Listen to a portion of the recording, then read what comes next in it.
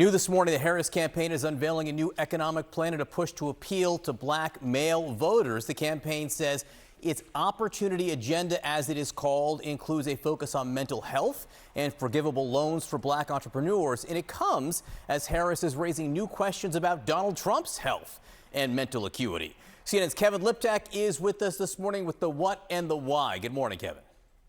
Yeah, and it's a relatively sweeping plan. And I think combined with her campaign travel this week, it does give you a sense of how urgently the Harris campaign views this task of trying to shore up support and enthusiasm among black men. Now, the plan is called the Opportunity Agenda for Black Men specifically. It's at its heart a plan to create wealth for black men, help them start businesses, help them protect their assets. It includes a plan to put out $1 million to $20,000 loans. It includes a plan to invest more in apprenticeship programs, hire more black teachers. There's a health initiative for ailments that specifically affect black men. And she's reiterating her support for legalizing recreational marijuana and helping black men become part of the nationwide cannabis industry. So taken together, it is quite a sweeping proposal. And it does come as Democrats warn about a slide in enthusiasm among black men specifically. This is something we heard Barack Obama warn about last week. And certainly the campaign views this now as an imperative. And you see that in her campaign travel. Today she'll be in Erie, Pennsylvania. She'll be visiting a black-owned small business. Tomorrow she's in Detroit. She's participating in a town hall hosted by Charlamagne tha God. He's the host of the Breakfast Club radio show, very popular among black millennials. The fear is not necessarily that Kamala Harris is going to lose among black men. The fear is that polls show her underperforming compared to previous Democratic candidates, and in a close race, any kind of erosion could affect the outcome. You know, Kevin, I mentioned that Harris seems to be going after Donald Trump in a new way, questioning his transparency on health.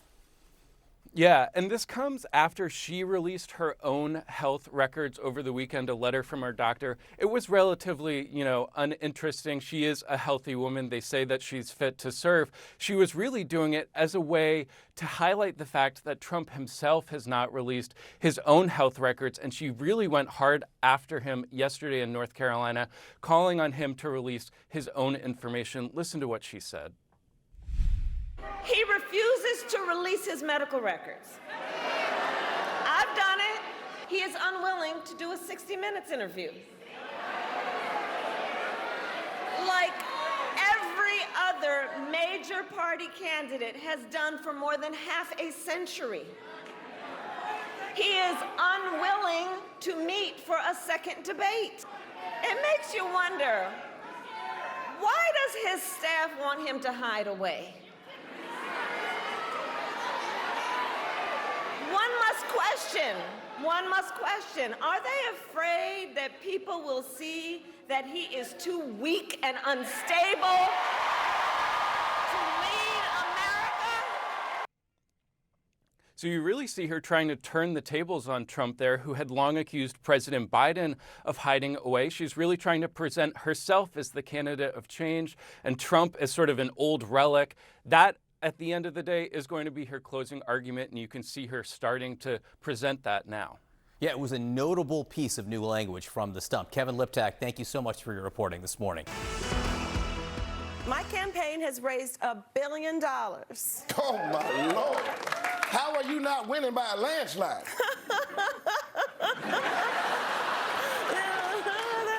That's a question I scream into my pillow every morning. Kamala Harris still hoping to shake things up in the waning weeks of this election. Her latest strategy is releasing details from her medical history in an attempt to bring renewed scrutiny to the health of her opponent. Harris's physician, in a letter this weekend, says Harris, who's 59 years old, is in, quote, excellent health, only suffering from mild seasonal allergies and slight nearsightedness. I mean, who among us? Harris also levying an attack against Trump, now the oldest presidential nominee in American history. It's 78 years old, that just 3 months ago he himself may have used against Joe Biden. Only focused on himself. And he's not, but here's the thing, North Carolina, and he's not being transparent with the voters. He's not being transparent. So check this out. He refuses to release his medical records. And joining us now, former advisor to George W. Bush and John McCain, Mark McKinnon. He is also the creator of Paramount's The Circus. Mark, if it's Monday, you're here with us. I'm so grateful to have you. Let's talk about this strategy from Harris to try to refocus on this. I mean, you've heard people like Chris Christie, for example, has been out there saying Donald Trump is not as strong of a candidate and as strong of a place now as he was in 2016. But will it work? Does it matter? Well, good morning, Casey. Yeah, it does matter. I mean, that was Biden's problem, obviously. You can't be 66 in America and be a park ranger or a pilot, but you can run for president.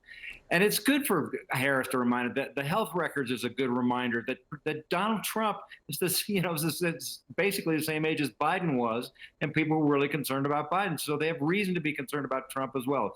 So I think it's a good strategy. And by the way, I think that while panic may not be justified, panic's a good thing. I want my voters to be panicked in the last days of an election. I don't want them to be overconfident. You want them freaked out, and that's a good thing.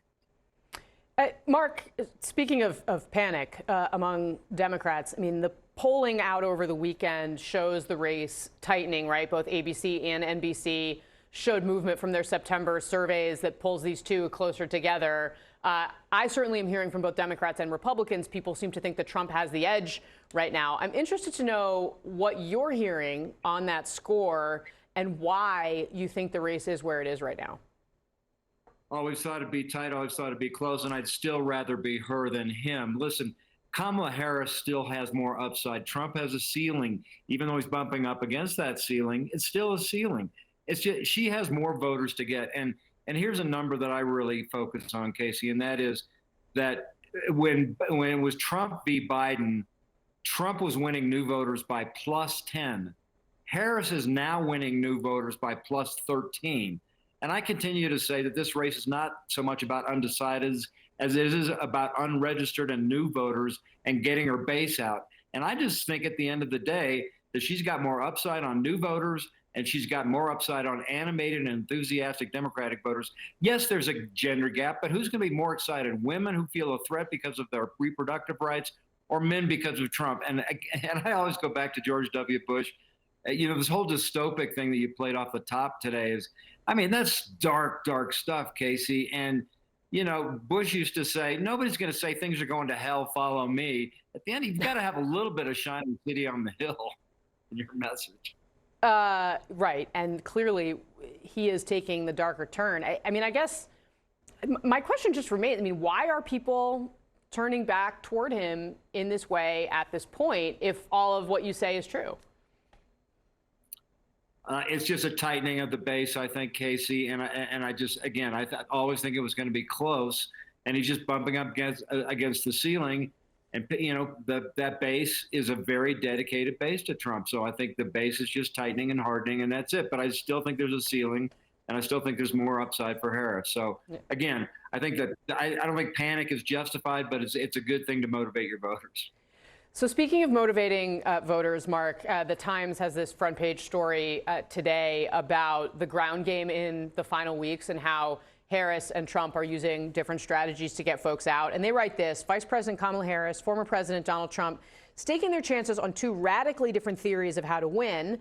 One tried and true, the other untested. Ms. Harris's team running an expansive version of the type of field organization that's dominated politics for decades, deploying paid staff to organize and turn out every vote they can find.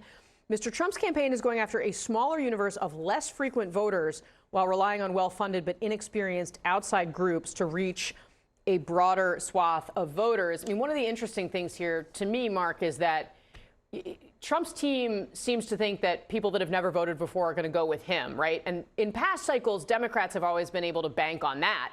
They've been able to bank on, well, we get more people out, most of those people are going to go for us. How do you think that group is breaking this time? Well, I think that if they weren't already for Trump, that they're not likely to be. And listen, I think at the end of the day, in any enterprise, what would you rather have, paid workers or volunteers? Paid workers are always better. They're always more motivated, and they're always going to do harder work and better work.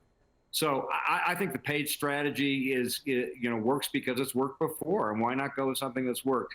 So using volunteers to go after voters who've never voted before, I think it's just fishing in a very small pool where there aren't very many fish with fishing rods that don't have bait on it.